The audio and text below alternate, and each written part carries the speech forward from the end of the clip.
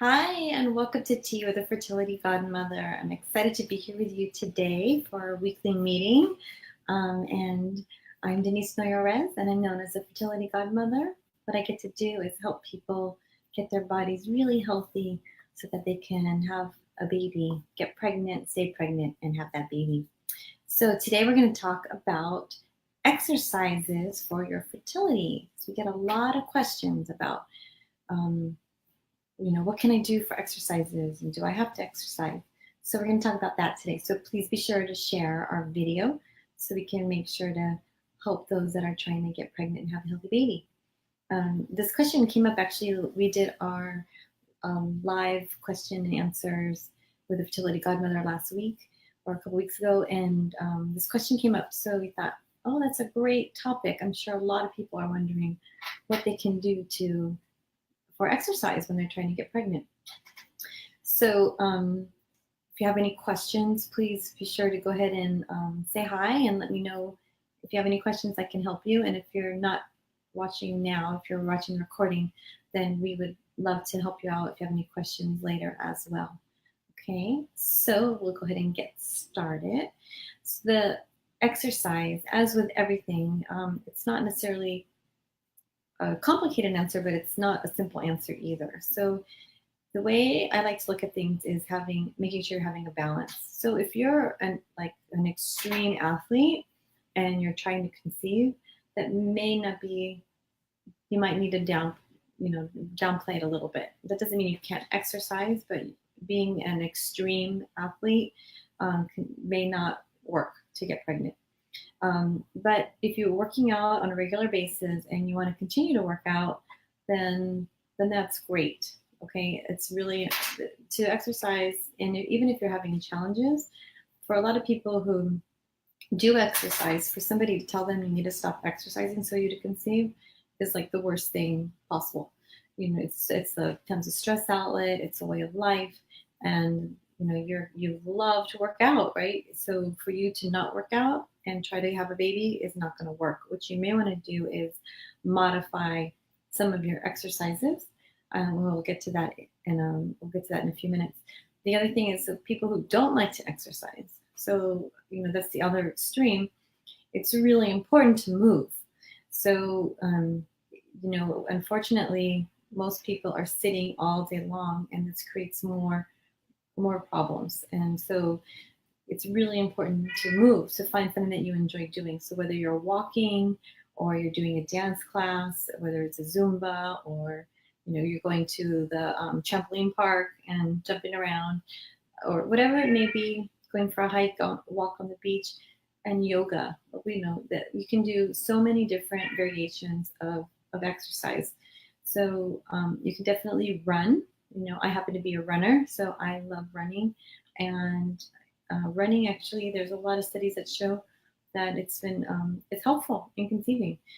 But I wouldn't recommend trying for a marathon. So again, it's kind of finding that balance of where you're at, where your health is, and how active you are, how active you've been.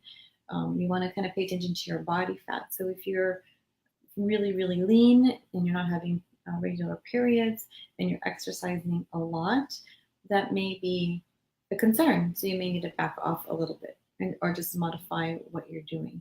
So you can do things like kickboxing or any of that, martial arts, you can definitely do. But obviously, after ovulation, if you're trying to conceive, you want to not be kicked in the stomach, and you probably don't want to be doing any crunches like these. So anything that's like these heavy abdominal crunches after ovulation, when you're trying to conceive or when you are pregnant, you don't want to be doing those crunches right now or during that time period. You can definitely do core. So something like Pilates is amazing, even all the way through pregnancy. Pilates is great because it really focuses on your core in a safe way, and it'll help with delivery. It'll help keep you strong. So Pilates is something that I love. Oh, hi, Jenny. Are there any exercises you recommend for someone with PCOS? Definitely, Jenny. So any exercise. So really, movement is going to be is really going to be important. So you want to do, and I think, you know, a combination will be good. So is there anything that you like to do, Jenny? So a combination, what I mean by a combination is you want to increase your muscle mass. So doing some weight training, if I'm going to choose for you, if weight training would be great, and then cardiovascular. So to really help break that up. So if there's something that you like to do, then do that. I really would just recommend getting movement down, and, you know, exercising 20, 30 minutes a day would be great. And if that's not a day, I'm sorry, 3 to 4 times a week would be great. And trying to get in an extra 10, 15 minutes of just walking around, you know, making sure that any opportunity you have, you can take the stairs or, you know, park far away. Don't try to get that closest parking spot. Any type of movement, because we're sitting so much. I'm sitting right now, right? We sit all day long. And so if you can get some type of movement, whatever that may be, as much as possible, then that would be great. And for the PCOS, the reason exercise, and particularly weight training, is helpful is because it helps build muscle. So the more muscle you have, the more you're going to utilize burning your fuel, keeping your insulin levels lower, and burning fat. So that's why weight training is specifically a little bit is good for PCOS. But again, any movement at all is going to be really good. And you know, if sometimes we get people who just don't like to move at all, then in that situation, maybe doing a yoga would be really good, or just taking a little walk if you have an animal, a dog. Like I do have a patient actually that had a cat, took a cat for a walk. It's pretty funny. So if you have a dog, you can take the dog for a walk. And doing stuff like that just to keep you moving and make it fun. It's a great stress relief. And, you know, the other thing you want to watch out for after ovulation is you don't want to do any like really deep squats, anything, or really heavy, anything heavy on the shoulders, pressing down. There's some weight machines that you can put on your shoulders that are very heavy, and you can put a lot of pressure bearing down. So anything that's bearing down is not a good, not good for you after you're trying to conceive. Oh, that's a great question, Haley. What about IVF or IUI? Are the recommendations the same? So they would be the same for after. Okay, let me back up a little bit. So the IVF process is obviously very different. If for an IUI, if you're doing insemination, then the medications aren't as severe, so they would be the same. Anything after insemination, after ovulation, the recommendations would be the same. But if you're doing IVF, then you're on a lot of medications and you're producing a lot of eggs, and so your ovaries become heavier, and you have to be really careful during the time when you're on the medications and you're producing a lot of eggs, not to cause a problem in that area. So you can, you know, the ovaries can twist, or they can pop a follicle. It could cause a lot of pain, a lot of problems. So in that situation, just walking, nothing jarring, nothing. I'm blanking out on the word right now, but you don't want to do a lot of jumping. You don't want to do a lot of heavy. What's the word? Jumping. You know, we probably wouldn't go running during that time, but walking would be good. Yoga would be fine during that situation. And then again, after transfer, you would probably just do some walking until you find out that you're pregnant. You probably wouldn't want to do, thank you, yes, low impact, high impact. I couldn't think of that. That's so crazy. Thank you.